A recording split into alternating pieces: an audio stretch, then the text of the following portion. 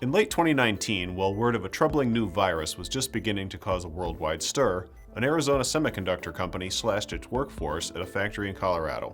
Microchip Technology cut some 300 jobs at the Colorado Springs facility, the last of what was once a thriving local semiconductor industry, as part of a broader restructuring strategy.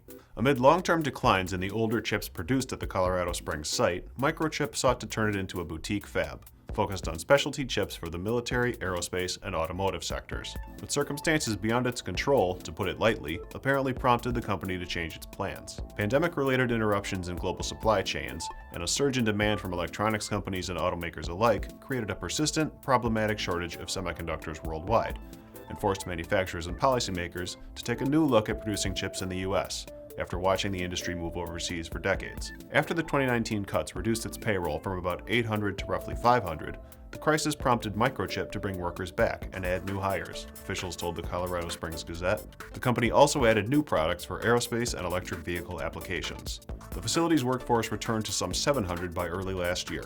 And Wednesday, the company announced plans to invest $40 million in the plant and add another 50 to 75 jobs, which would restore it to its pre-layoff levels. The project will shift the factory from 6-inch wafers to the 8-inch variety and double its overall chip-making capacity. The company said the moves will ensure its long-term viability in Colorado Springs, and more hires are expected in coming months. Yet another expansion, meanwhile, is already in the works, amid surging sales and profits. I'm Andy Zoll, and this is IEN Now.